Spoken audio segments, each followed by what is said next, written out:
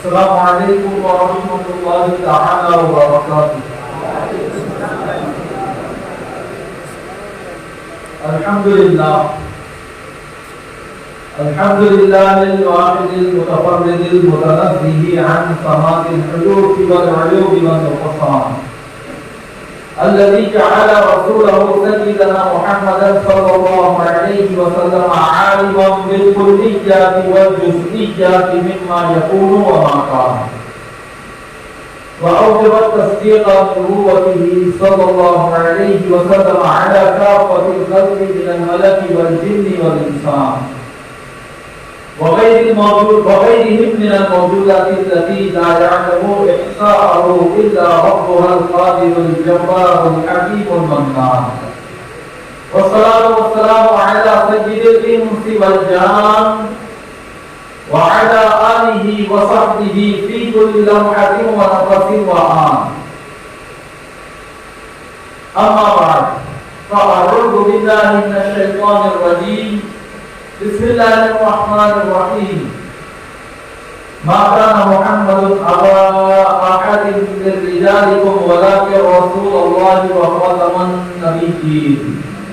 صدق الله العظيم وبلغنا رسوله النبي الأمين الكريم، ونحن على ما قال ربنا لمن الشاهدين والشاكرين، والحمد لله رب العالمين.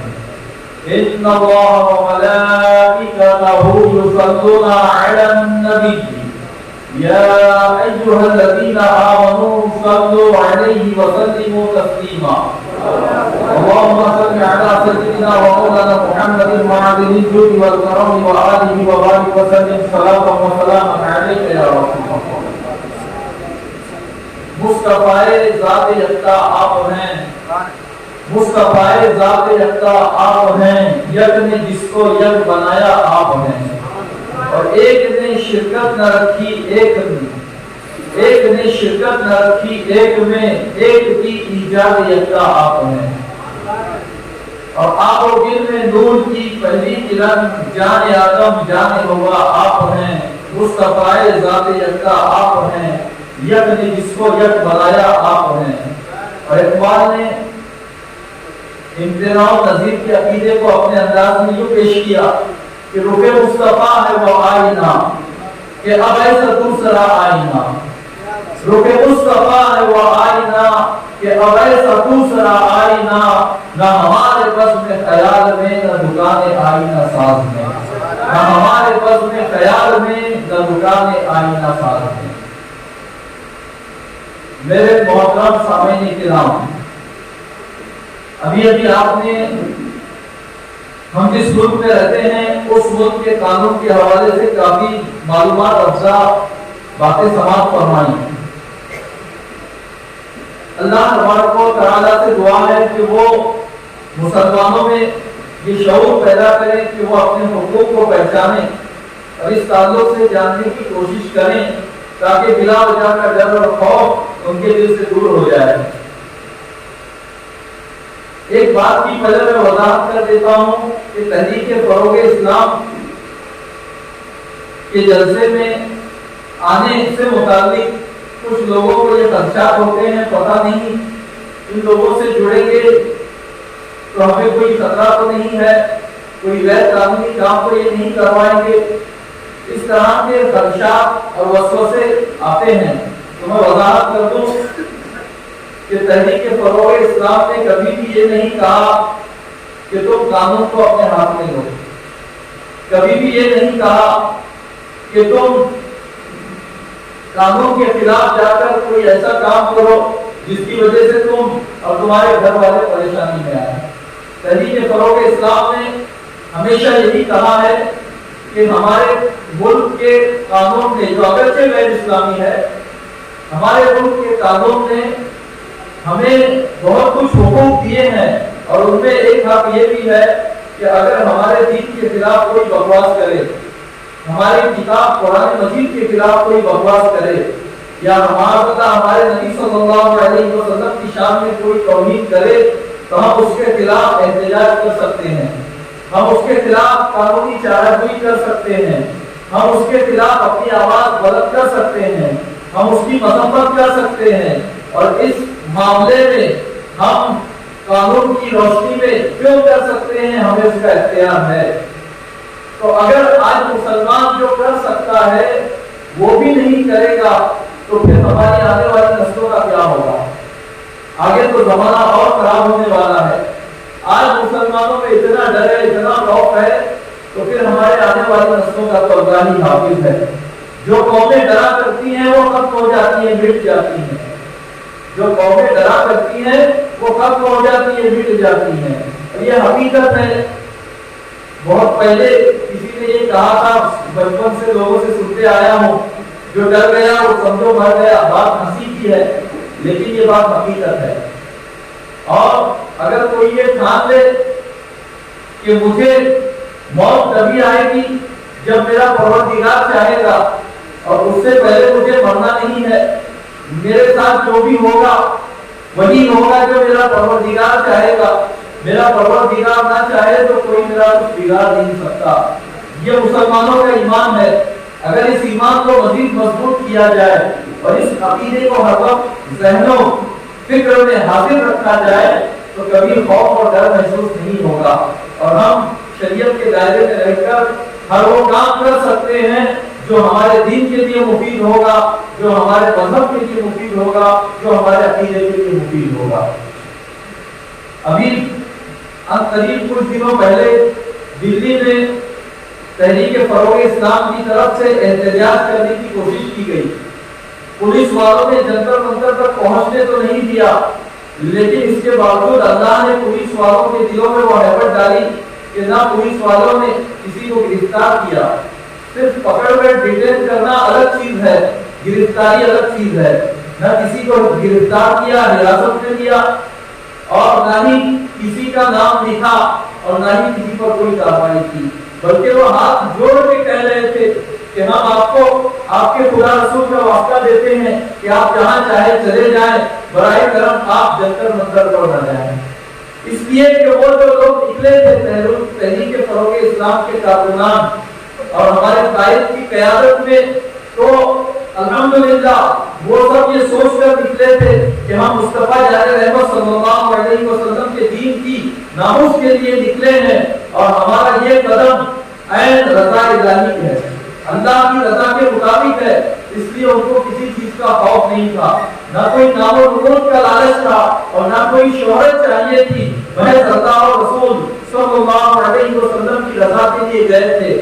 یہی وجہ ہے کہ ان کے اخلاص کی برکت تھی کہ اہل باطل کے دلوں میں ہیبت طاری ہو گئی اور وہ ان کا کچھ نہیں بگاڑ پائے۔ تو یہی ہوتا ہے۔ اس کہنے والے نے کہا ہے کہ اے کاش کہ یہ مصرع پیوستے تمام در و دیوار ہو جائے، جسے جینا ہو مرنے کے لیے تیار ہو جائے۔ جب تک ہمارا ڈر ختم نہیں ہوگا، جب تک ہمارا خوف ضائع نہیں ہوگا، کچھ نہیں ہو سکتا۔ تو سب سے پہلے ڈر اور خوف دور کرنے کی ضرورت ہے، اور یہ ڈر اور خوف دور کرنے کا ایک ذریعہ ہے معلومات۔ آپ کو اگر ہندوستان کے کانسٹیٹیوشن کی معلومات ہوگی تو انشاءاللہ آپ کا ڈر و خوف دور ہوگا۔ اللہ تعالیٰ سے دعا ہے کہ مسلمانوں میں بیداری پیدا فرمائے۔ میں اپنے موضوع پر واپس آتا ہوں۔ ایک مرتبہ درود پاک پڑھیں، اللہم صل علی سیدنا و مولانا محمد وعلی آل سیدنا و مولانا محمد وبارک وسلم، صلاۃ و سلام علیک یا رسول اللہ۔ مسلمانوں، ہمارا یہ عقیدہ ہے کہ ہمارے نبی صلی اللہ علیہ وسلم تمام نبیوں کے نبی ہیں، تمام رسولوں کے رسول ہیں، تمام نبیوں کے امام اور سردار ہیں، اور آپ بے مثل و بے مثال ہیں۔ آپ کے جیسا نہ کوئی ہوا نہ کوئی ہو سکتا ہے۔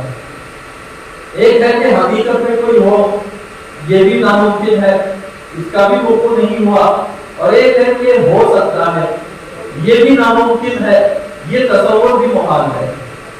یعنی حضور علیہ السلام کے جیسا نہ کوئی ہوا نہ ہو سکتا ہے۔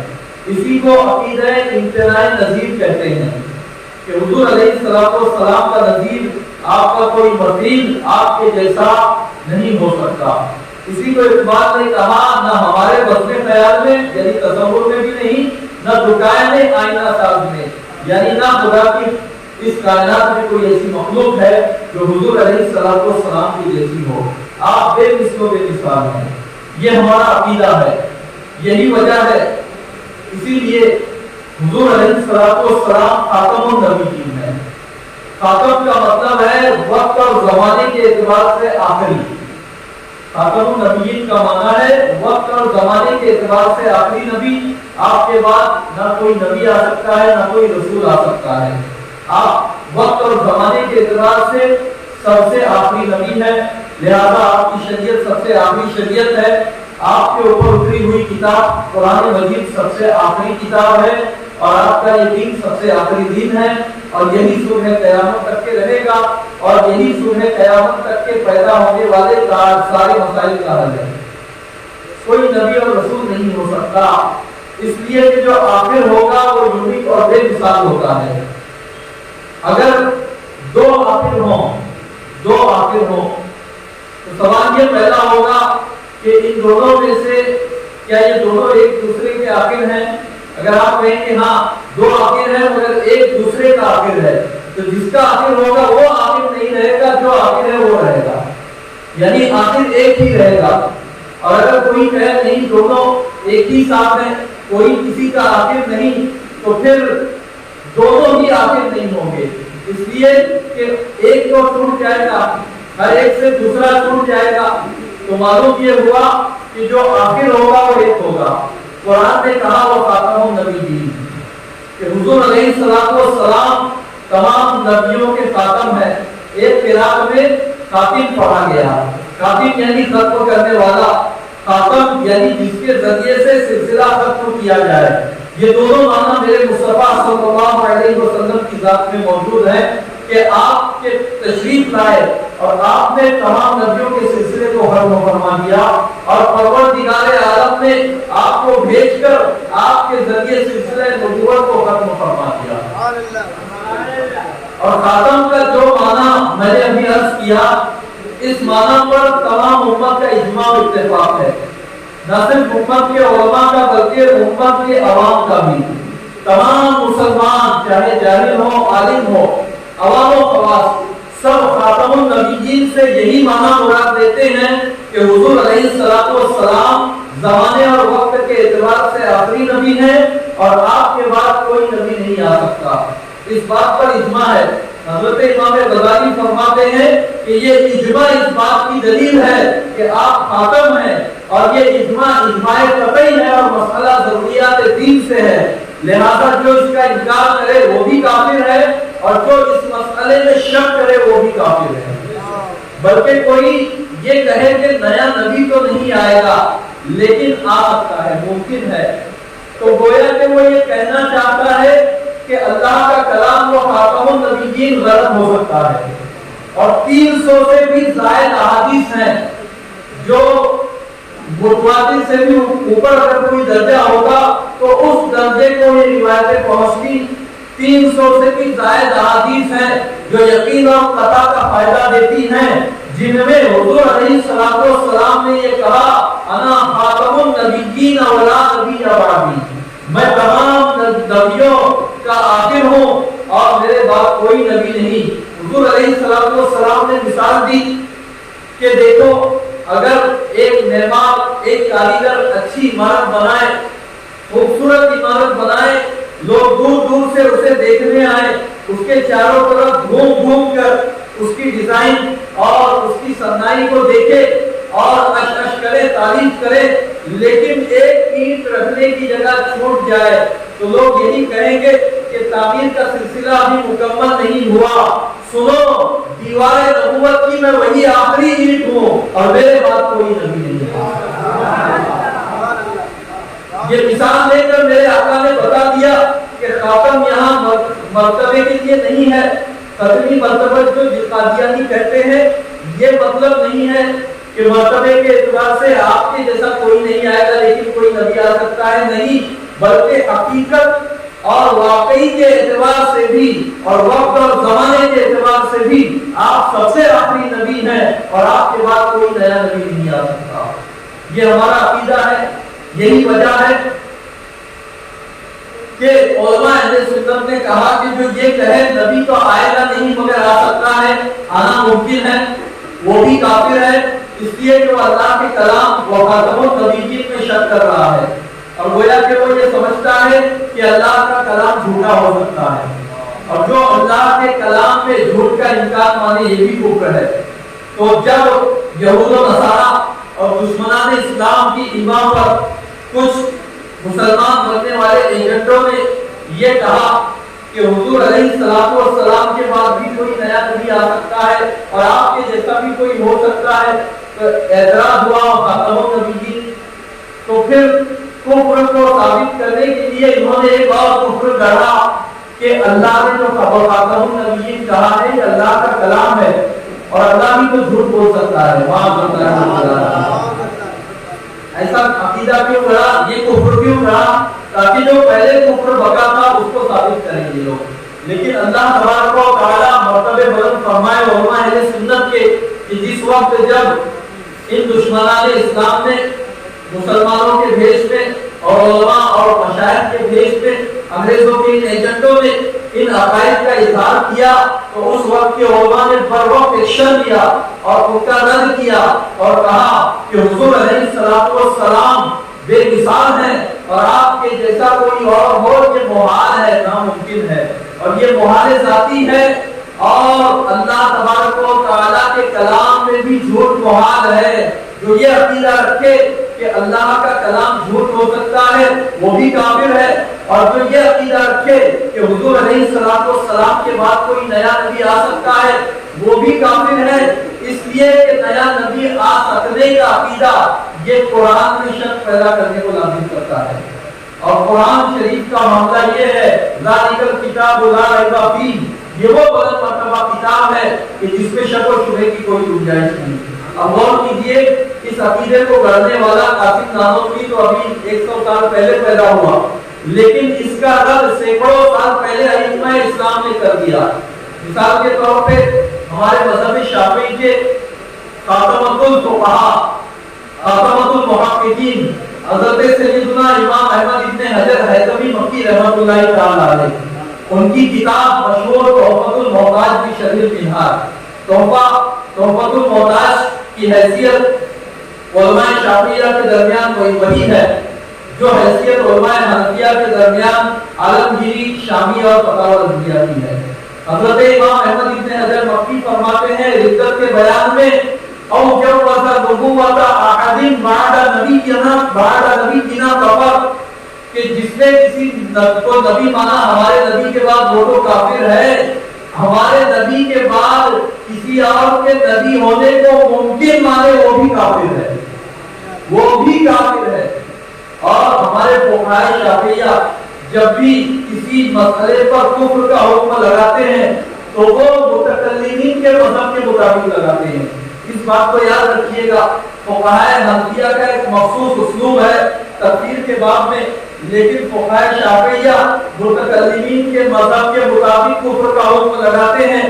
تو جب امام ابن حجر مکی نے فرما دیا کہ جس نے یہ کہا نیا نبی آ سکتا ہے وہ بھی کافر ہے، تو اس کا یہ مطلب ہے کہ وہ قطعی یقینی اجماعی کافر ہے، اس میں شک و شبہے کی کوئی گنجائش نہیں۔ یہی وجہ ہے کہ بدنام زمانہ قاسم نانوتوی نے جب تہذیب الناس لکھی اور اس میں اس باطل عقیدے کو شد و قط کے ساتھ ثابت کرنے کی ناکام کوشش کی اور اس تعلق سے جو حرکت مضمونی کی، تو اس وقت بالاتفاق تمام بر صغیر کے علماء قابل ذکر علماء اہل سنت نے قاسم نانوتوی کی تکفیر کی، اور اس تکفیر کے مسئلے کو اس سے پہلے جب علماء حرمین شریفین کے سامنے پیش کیا گیا، حرمین شریفین مکہ مدینہ میں اس وقت عثمانیوں کی حکومت تھی، ترکی کے عثمانی یہ سنی تھے، اہل سنت و جماعت سے ان کا تعلق تھا، اور اس وقت مکہ مدینہ میں بھی سنیوں کا غلبہ تھا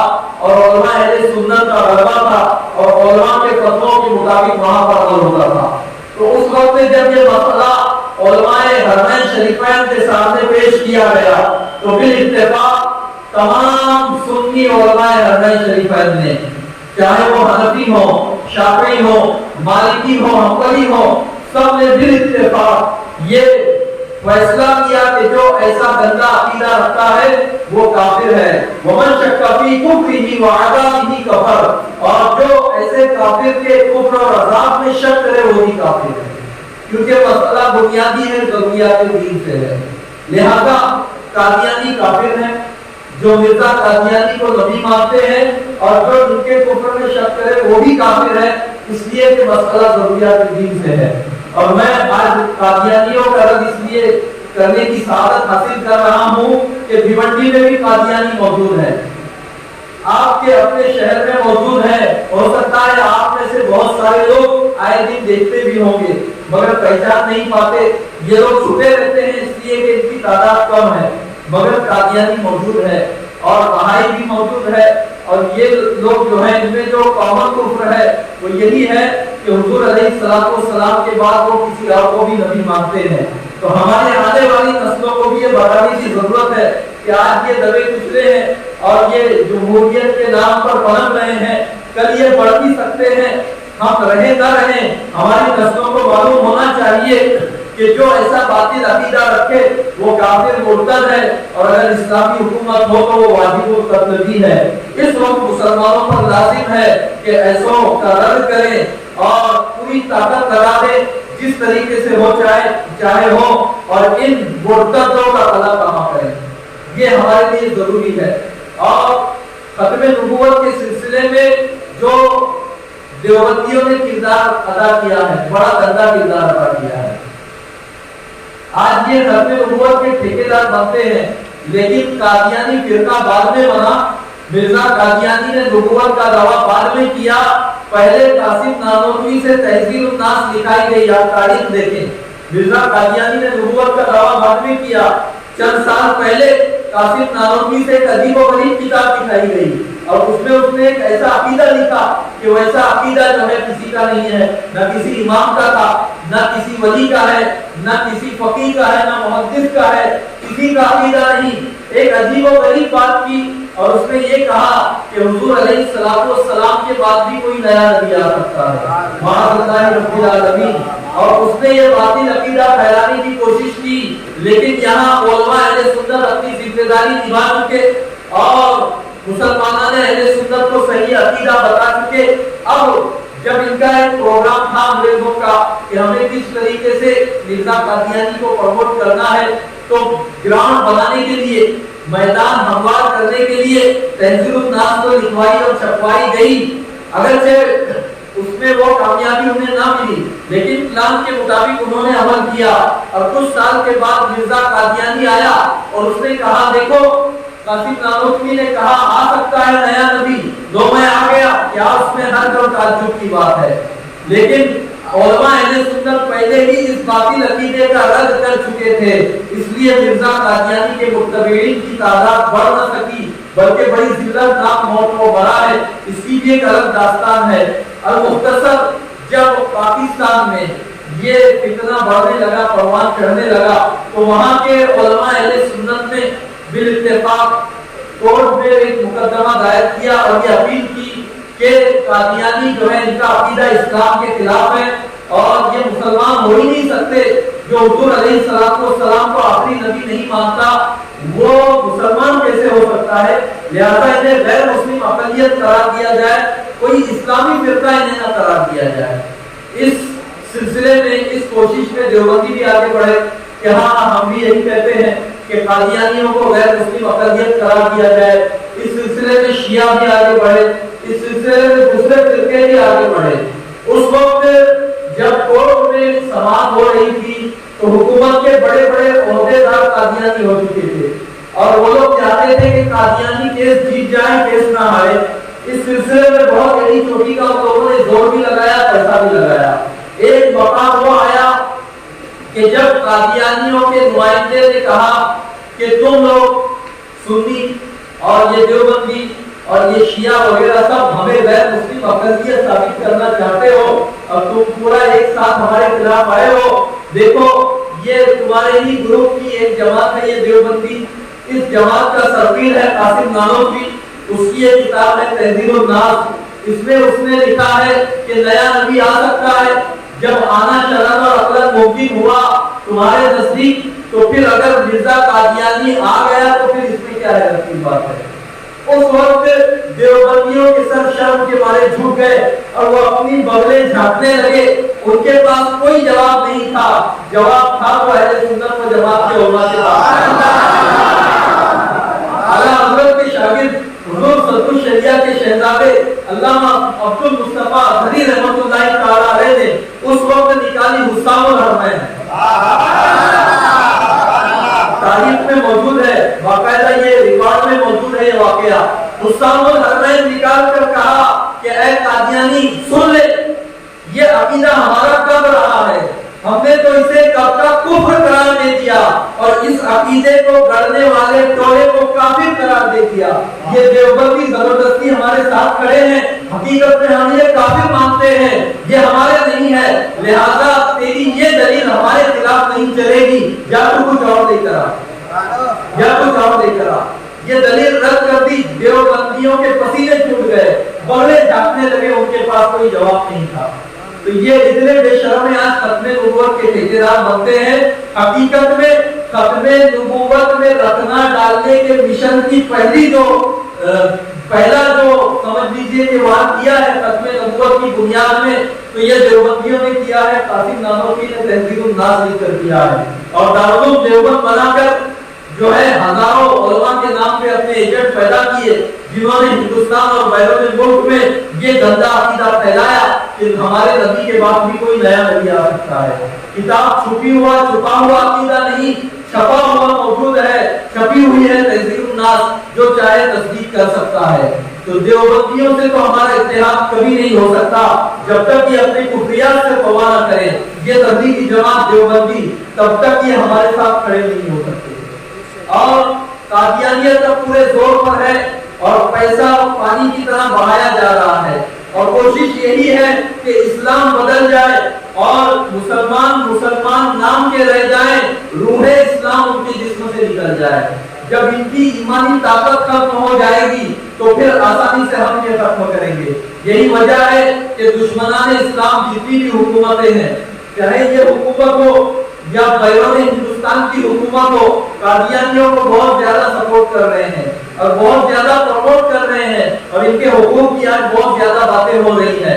वजह यही है कि वो देखते हैं कि मुसलमानों को अगर मिटाना है तो इस्लाम को मिटाना होगा और खुले बंदों को इस्लाम को मिटा नहीं पा रहे हैं। इसी तरीके से एक नए इस्लाम के नाम पर इस इस्लाम को मिटाना देना और इस ताल्लुक से वो कोशिश कर रहे हैं। यही वजह है कि अगर कोई कनाडा चला जाए, किसी तरह कोई जर्मनी पहुंच जाए या किसी तरह कोई नीदरलैंड पहुंच जाए और किसी तरह कोई ऑस्ट्रेलिया या न्यूजीलैंड चला जाए और वहां पर वो ये कहे कि मैं कादियानी हूँ और मेरे अपने मुल्क में मेरी जान को खतरा है और मुझे वहां मार डालने की कोशिश कर रहे हैं, इसलिए मैं भागकर आपके मुल्क में आया हूँ, मुझे यहाँ पर असाइलम दे दो, तो फौरन उसे न सिर्फ पॉलिटिकल असाइलम मिल जाता है बल्कि हुकूमत की तरफ से कुछ उसको खर्च भी मिलता है, कुछ वजीफा भी वो लोग जारी करते हैं और कुछ सालों के बाद जब 3, 4, 5 साल हो जाते हैं तो उसे वहां की शरीयत भी मिल जाती है बड़ी आसानी के साथ। अगर माशाअल्लाह कोई अपना ईमान बेच दे, कोई कादियानी हो जाए तो उसे दुनिया की वहां की शरीयत मिल जाएगी। तो ऐसा आखिर क्यों है? कादियानी जब मुसलमान हैं जिन पर, तो क्या वजह है कि इन मुसलमानों से तो इतनी हमदर्दी है और दूसरे मुसलमानों को दहशतगर्द करार दे देकर ये लोग जेलों में डाल रहे हैं और दूसरे मुसलमानों के ममालिक पर बम बरसा रहे हैं। आखिर इस मखसूस तबके से इनको इतनी हमदर्दी क्यों है? एक बार अकलमंद समझ जाएगा कि बात यही है कि वो जानते हैं कि ये मुसलमान और है और ये मुसलमान हमारे हैं, हमारे ही पैदा किए हुए हैं, हमारे ही नुत्फे से परवान चढ़े हैं, वो इन्हें पहचानते हैं। तो मुसलमानों, कादियानी फिरका बड़ा खतरनाक फिरका है। महाराष्ट्र में बाकायदा उनके मराठी मौजूद है, औरंगाबाद में वो पनप रहा है, बम्बई में कादियानियों का मरकज मौजूद है, भिवंडी में कादियानी है, बहाई मौजूद है, इस तरीके के फिरके मौजूद हैं और ये अंतर्मुखी तौर पे काम कर रहे हैं। वहाबियों को तो लोग पहचानते हैं और जब से इनका पैसा बंद हुआ है, इनके कोशिशों में थोड़ी कमी भी आई है।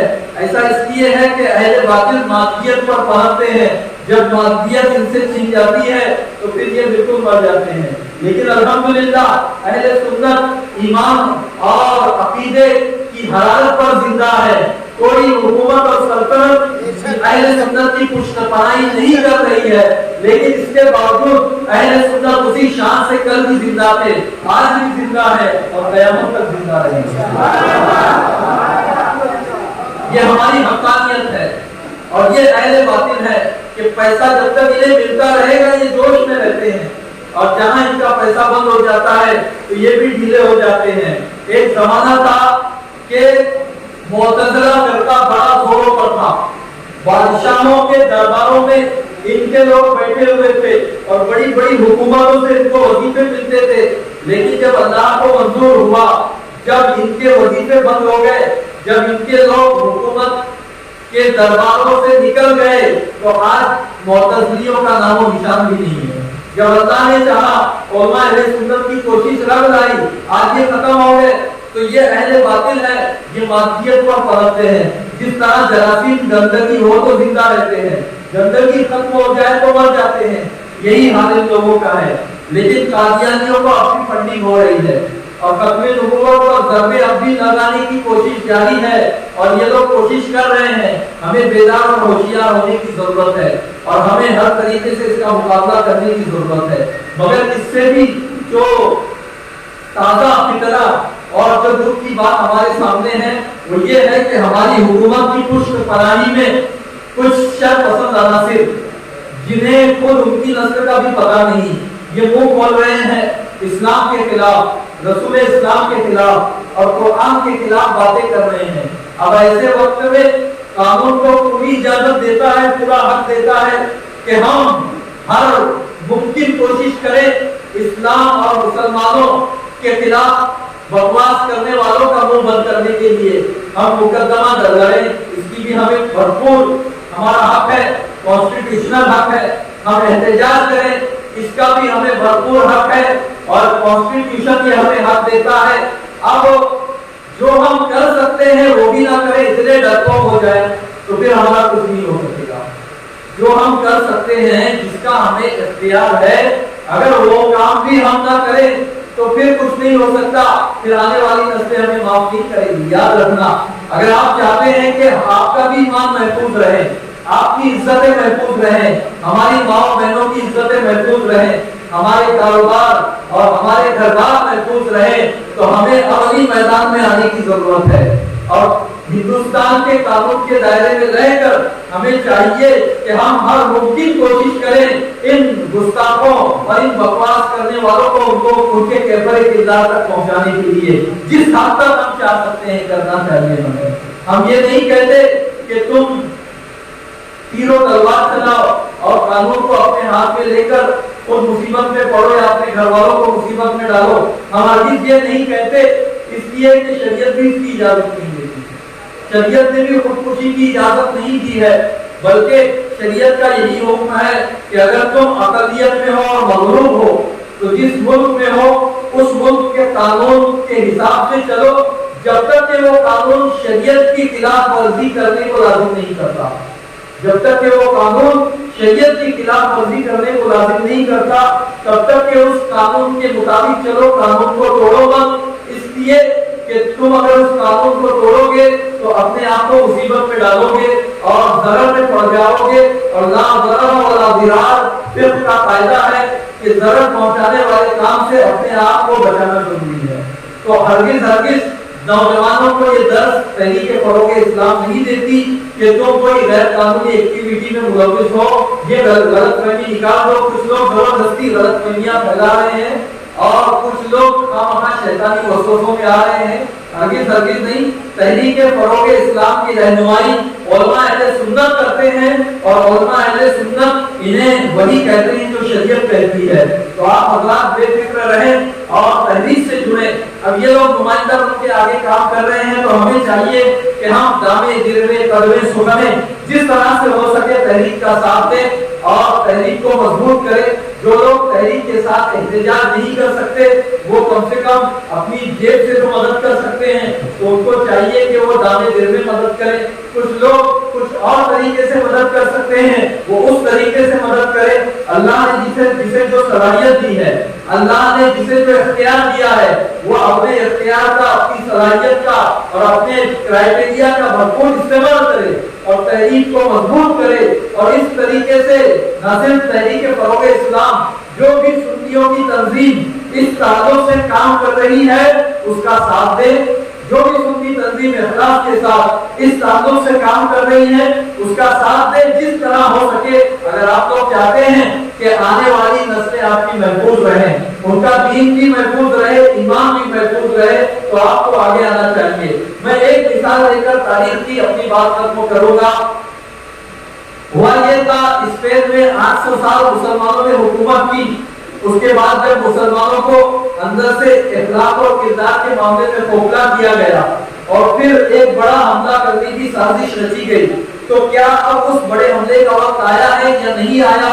اس کو ناپنے کے لیے بڑے بڑے جو مسلمانوں کے شہر تھے، طلیطلہ، غرناطہ، قرطبہ، یہاں کے چوراہوں پر کچھ لوگوں کو پاگلوں کے بھیش میں بھیجا گیا اور حضور علیہ السلام کی گستاخی کرائی گئی کہ اگر مسلمان اس گستاخی پر کوئی ایکشن لیتے ہیں اور اس گستاخی کرنے والے کے خلاف کارروائی کرتے ہیں تب تو ٹھیک ہے، تب تو اس کا مطلب یہ ہے کہ مسلمانوں میں دم کم ہے، ابھی وہ وقت نہیں آیا کہ مسلمانوں پر یکبارگی حملہ کیا جائے۔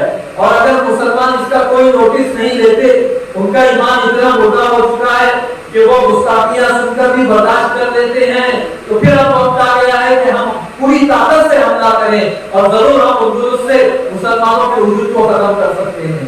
پھر جب چند پاگلوں کو مختلف شہروں کے چوراہوں پر کھڑا کیا گیا اور وہاں انہوں نے اسلام کے خلاف بکواس کی، قرآن کے خلاف بکواس کی، معاذ اللہ حضور علیہ السلام کے خلاف گستاخیاں کی، تو مسلمانوں نے یہی کہا کہ ارے پاگل ہے، اس کا پاگل کی بڑھ ہے، وہ جانے اس کا عمل جانے، یہ کہہ کر مسلمان گزر گئے۔ جب کافروں نے یہ دیکھا تو پوری قوت سے حملہ کیا اور ایسا شدید حملہ تھا کہ مسلمانوں کی کمزور ایمان کی وجہ سے، ان کی بے غیرتی کی وجہ سے نہ وہ طلیطلہ میں ٹک سکے، نہ وہ غرناطہ میں اپنا وجود بچا سکے، اور نہ ہی وہ قرطبہ میں قتل عام سے اپنے آپ کو بچا سکے، بلکہ انہیں اندلس کی سرحدوں سے باہر نکال دیا گیا، کشتیوں میں بھر بھر کے سمندر میں غرقاب ہونے کے لیے چھوڑ دیا گیا، جو بچے اور جو رہ گئے جو ان کے ہاتھ آئے ان کا قتل عام کیا گیا۔